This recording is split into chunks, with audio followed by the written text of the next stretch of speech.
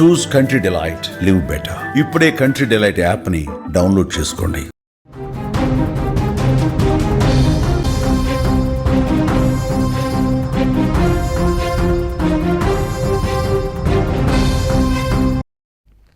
Breaking news చూస్తున్నాం. Senior journalist come anchor స్వేచ్ఛ మృతి కేసులో పలు కీలక విషయాలు వెలుగు చూస్తున్నాయి. చిక్కడపల్లి పోలీస్ స్టేషన్కు పూర్ణచంద్రరావు వెళ్లినట్లుగా తెలుస్తోంది.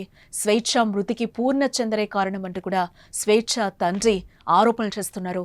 ఈ నేపథ్యంలో కీలక లేఖ విడుదల చేశారు పూర్ణ. స్వేచ్ఛ చావుకు తండ్రి కారణం అంటూ కూడా ఆయన వివరణ ఇచ్చారు. తనను భర్తగా పరిచయం చేయడం తండ్రికి ఇష్టం లేదు అంటూ కూడా పూర్ణ అంటున్నారు. ఆమెను తిట్టడం వల్లే మనస్తాపానికి గురై ఆత్మహత్య చేసుకుంది స్వేచ్ఛ అంటూ కూడా ఆయన ఒక 7-8 పేజీల లేఖను కూడా మీడియాకు విడుదల చేసిన పరిస్థితి ఇప్పుడు కనిపిస్తుంది. సీనియర్ జర్నలిస్ట్ యాంకర్ స్వేచ్ఛ మృతి కేసులో పలు కీలక విషయాల్ని మనం చూస్తున్నాం. స్వేచ్ఛ మృతి వెనుక ప్రియుడు పూర్ణచంద్ర ఉన్నాడు అంటూ కూడా స్వేచ్ఛ తండ్రితో పాటు పలువురు ఆరోపించారు. ఈ నేపథ్యంలోనే పూర్ణచంద్ర నాయక్ కీలక లేఖనైతే విడుదల చేశారు. ఆ లేఖను కూడా మనం సుమన్ టీవీ స్క్రీన్ మీద చూస్తున్నాం. ఆమె తల్లిదండ్రుల కారణంగానే ఆమె చనిపోయిందని, తండ్రి గత 2 రోజుల కిందట ఆమెను తిట్టడం వల్లే మనస్తాపానికి గురైంది, అందుకే ఆత్మహత్యకు పాల్పడింది అని కూడా ఆయన ఆ లేఖలో క్లియర్గా పేర్కొనడం జరిగింది. తనను భర్తగా పరిచయం చేయడం స్వేచ్ఛ తండ్రికి పూర్తిగా నచ్చలేదని, దీంతో తన పరువు పోతుంది అంటూ కూడా స్వేచ్ఛ తండ్రి స్వేచ్ఛను గాయపరిచేలా మాట్లాడాడు. తట్టుకోలేక ఉరేసుకుందని కూడా పూర్ణచంద్ర ఆ లెటర్లో రాసుకురావడం కూడా మనకు కనిపిస్తుంది.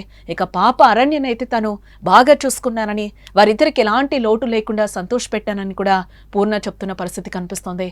గతంలో 2 పెళ్లిళ్ళు చేసుకున్నా కూడా స్వేచ్ఛ చాలా డిప్రెషన్లో ఉండేదని, తన మానసిక స్థితిని తానే సాధారణ స్థితికి తీసుకొచ్చాను, చాలా వరకు హాస్పిటల్స్ తిప్పాను, యాంగ్జైటీ నుంచి కానీ డిప్రెషన్ నుంచి కానీ తనని బయటకి తీసుకొచ్చాను.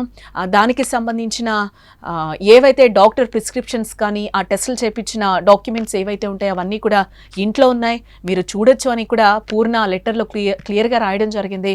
5 లక్షలు ఖర్చు చేసి కూడా అరణ్య హాఫ్ సారీ ఫంక్షన్ చేశాను, అరణ్య చదువుకయ్యే ఖర్చులు కూడా నేనే భరిస్తున్నానని కూడా ఆ లేఖలో పూర్ణచంద్ర రాసుకొచ్చిన మాటలైతే మనకి కనిపిస్తున్నాయి.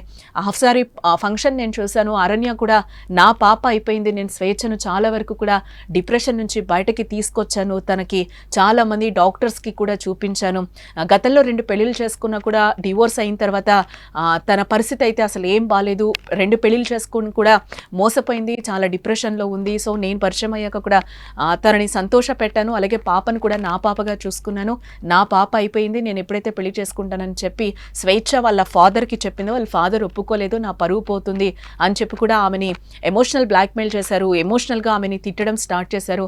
ఆ మనస్తాపంతోనే తను హ్యాంగింగ్ చేసుకుంది, ఆత్మహత్య చేసుకుంది అని కూడా పూర్ణ ఆ లెటర్లో అయితే క్లియర్గా చెప్తున్నారు. ఇక ఇదిలా ఉంటే నిన్న రాత్రి కూడా 11 గంటలకు అడ్వకేట్ సమక్షంలో పూర్ణచంద్ర నాయక్ చిక్కడపల్లి పోలీస్ స్టేషన్కి వెళ్ళడం గమనార్హం. అంతేకాదు తాను నిర్దోషిని అని కోర్టులో చెప్పే నిజాలు ప్రజలకు తెలియవు కాబట్టి అందుకే మీడియాను ఆశ్రయించారని పూర్ణ రాసిన లేఖ ప్రస్తుతం సంచలనంగా మారిందని చెప్పుకోవచ్చు. ఆ లెటర్లో కూడా ఆయన క్లియర్గా మెన్షన్ చేశారు, నేను చాలా బాగా చూసుకున్నాను స్వేచ్ఛను కానీ పాపని కానీ అని కూడా ఆయన చెప్తున్నారు.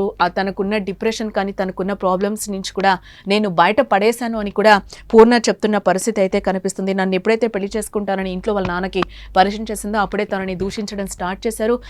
తను కొంచెం మెంటల్గా కూడా డిస్టర్బ్ అయినట్లుగా కనిపిస్తుంది. ఆ ముందు రోజు కూడా బయటకి వెళ్ళామని కూడా ఆయన చెప్తున్న పరిస్థితి అయితే కనిపిస్తుంది. అరణ్యాను కూడా నా పాపగా చూసుకున్నాను, చాలా వరకు పూర్ణ అంటూ కూడా తను ముద్దుగా నన్ను పిలిచేది, అంత అటాచ్మెంట్ ఉంది పాపతో కూడా నాకు.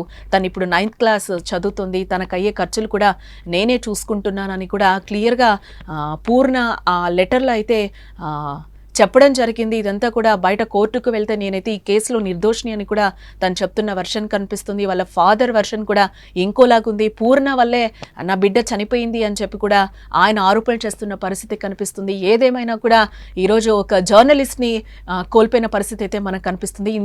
దీంట్లో ఇంకా ఎలాంటి నిజాలు బయటకు వస్తాయి కూడా చూడాల్సిన అంశం.